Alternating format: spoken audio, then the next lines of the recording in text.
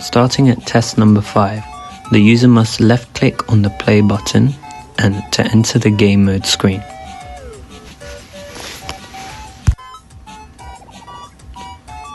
Now we can see all the game modes available to play. They are easily distinguishable with icons that identify each type of game mode along with the game mode title. We are now going to accomplish test number 6 by left clicking on the icon player versus robot. By doing this, we will enter the username and color entry screen, and will only be displayed once as there is only one human player in the game. Now we are in the username and color entry screen. This is where we can enter our name in the text box by clicking on it and start typing. We are using the test data Rockish, and when we press enter we confirm the name. Now moving on to test number 13, we can left click on the color and press enter to confirm. This will take us to the board. Jumping back to test number 7, the game mode player versus player.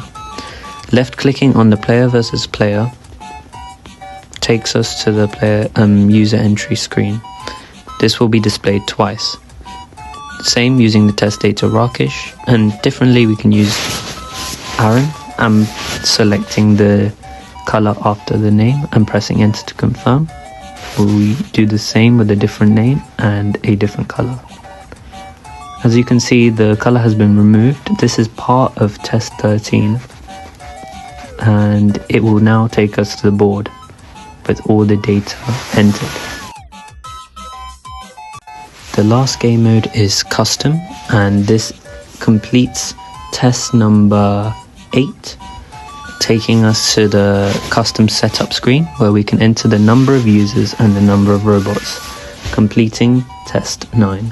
We are now entering the test data 3 and 3 for the number of users and the number of robots. Same process when entering name. The username and color entry screen will be displayed depending on the number of users, human players, entered by the user.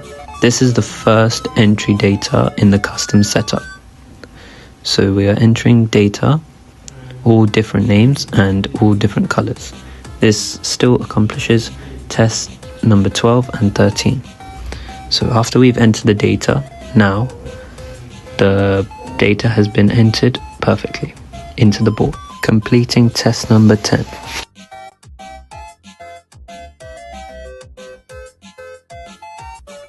Moving on to test number 11, using error data, entering the number of 17 for users and number of robots, as this doesn't take us to the next screen when pressing enter because the maximum number of players can be 9, so we will try again. Lastly, test number 14 is trying to enter the same name twice. I'm expecting the code to not progress forward but however it does, so this means I have failed the test.